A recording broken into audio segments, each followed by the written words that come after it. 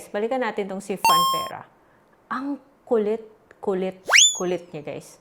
Ang daming marketing. Paiba-ibang number yung marketing at may nilalagay pa silang pangalan. And kung marupok ka guys, nako, baka mag-give in ka sa loan app na to. From 40,000 to 25,000. Kung kailangan mo ng pera today, pwede kitang tulungan. Mga ganun pa. Reply yes. Naku, huwag kayo mag-reply yes. So, itong si Funpera, registered po siya sa SEC. And kung approve ka in less than 5 minutes, matatanggap mo yung pera. At wala nang kailangan tumawag kahit sinasabi ng app na may tatawag. Kahit na mukhang promising yung mga sinasabi ng marketing niya tulad nito. Pero, mas mabuti pang panoorin niyo yung video na to. Keep watching.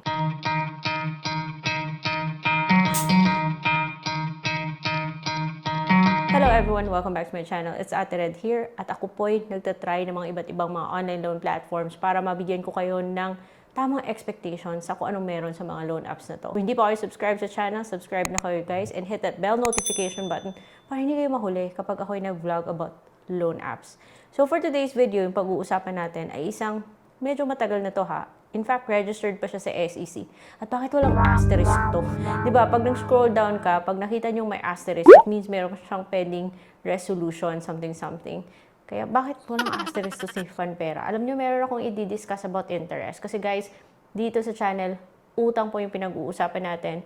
And everything, lahat ng dapat nyo malaman about utang, dapat pinag-uusapan dito. Hindi yung paano lang umutang, ano? So, yun nga, bibigyan natin ng focus to si Funpera. And last month, as you can see, nag-try ako umutang dito kay Funpera para ma-try or ma-check kung talaga bang kaagad siyang matatanggap. O, ayan. Up to 25,000 pesos na yung matatanggap mo dito. Instant. Is receive ko kaagad, guys. And yung first yung offer sa akin was 4,000. Minimum 1,000, maximum 4,000. Pero nakakadismaya kasi guys, ang laki pong kinakaltas niya. So, sa 1,000 na niloan ko na inutang ko sa kanya, yung natanggap ko 600. 400 pesos po yung kanyang kinaltas. In 7 days, babayaran mo. May pakulo pa siya. Kunyari, 2 terms. Para, kunyari, lumabas na 150 days siyang babayaran. Pero, sa loob ng 7 days, bayad ka na. So, binayaran ko yung 1,000 sa loob ng 7 days at sabi ko, hindi na ako uulit. Pero ang kulit niya guys, hanggang ngayon, text ng text, it's as if hindi niya, paiba-iba yung number. Actually, wala namang masama sa pagmamarket. Pero wag naman sana yung parang false advertisement. Sana naman, meron tayong option. Kasi yung sa mga text niya, kung gusto mo daw mag-loan, reply yes. Kunyari may assistant. Sana magdagdag sila ng option na if you want to opt out of this marketing, which nakakaumay guys, ang kulit, everyday nagte-text. Dapat may option tayong mag-opt out para wag na silang text ng text kung sakaling ayaw na natin. Dahil sa kakulitan niya guys, sabi ko, balikan ko to.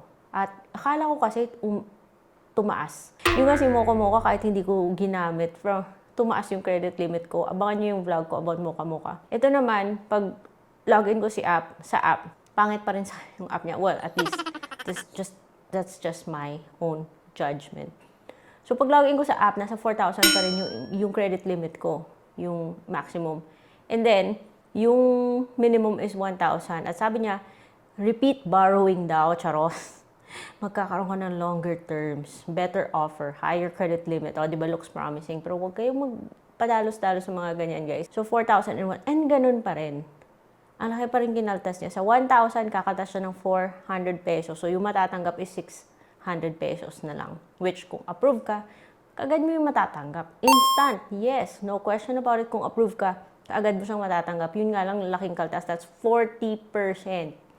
Ngayon naman, kung doon ka naman sa 4,000, yung matatanggap mo is 2,004 kasi yung kakaltas niya is 1,600. That is still 40%. Pag-isipan nyo mabuti bago nyo kunin yung loan. Ngayon naman, bago mo kunin yung loan, bubungad po. Pag-click nyo ng loan agreement dyan kasi kailangan nyo yung i-check. Pag-check nyo, bubungad po yung loan agreement at doon nyo makikita, sinasabi niya, kini-claim niya na yung interest or EIR, effective interest rate daw, is 0.5 per day or 15% per month. And compliant daw siya sa BSP na cap. Pero guys, tinry ko lahat ng ways ng pag-calculate ng interest, tinry ko. Pero hindi ko talaga magets kung paano niya nasabing 15% per month. Pag sinabing effective interest rate per month, 15%. Dapat kasama na yung service fee.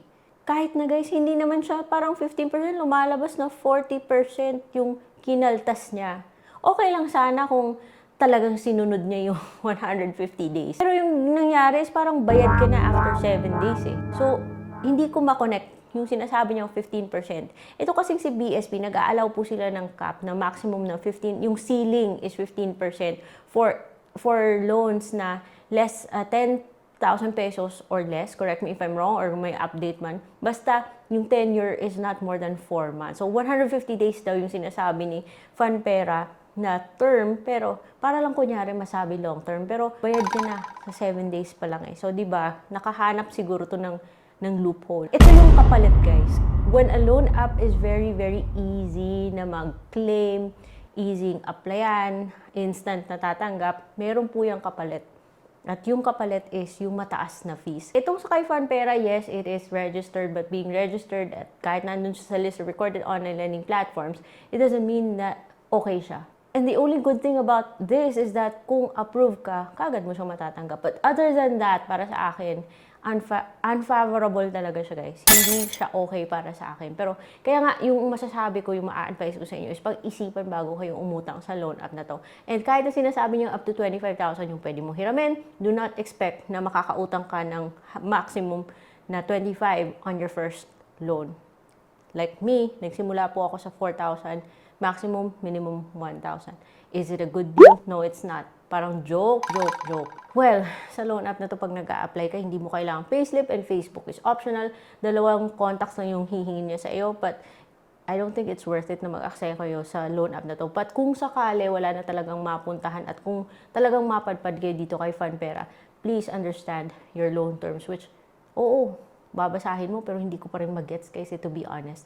So para sa akin ha, I'm just gonna share my thoughts on this. Dapat po, BSP, SEC should also investigate this.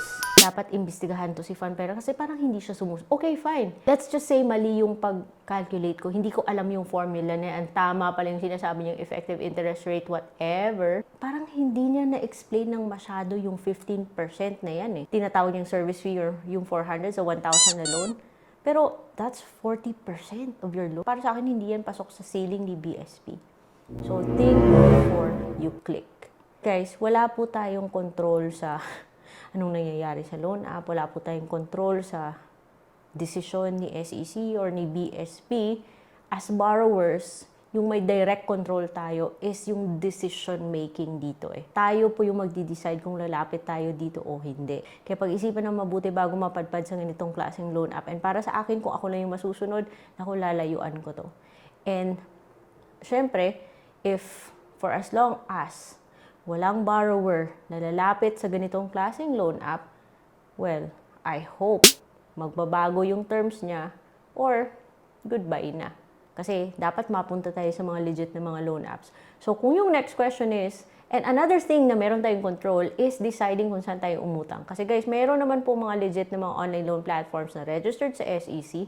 Sumusunod po talaga sa 15% or less yung sa ceiling na established na BSB or less than 5% yung interest or mga loan apps na kung kakaltas man, at least yung kaltas nila is hindi naman sumusobra sa 1% ng loan mo.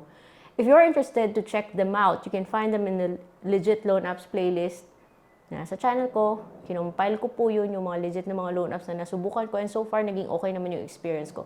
But I am not promoting these apps because this video is not sponsored. It's just based on my personal experience. Gumawa lang ako ng playlist para hindi kayo mahirapan, guys. Pero yung mga loan apps na andun, they're far better than Funpera. So, feel free to check them out. But then again, bago umutang, pag-isipan muna. That's it for today's video. I hope meron kayo natutunan. Para sa akin, X po to si Funpera. Pero nasa inyo pa rin yan. Wala po akong pinopromote. So, I'll see you on my next vlog. Bye!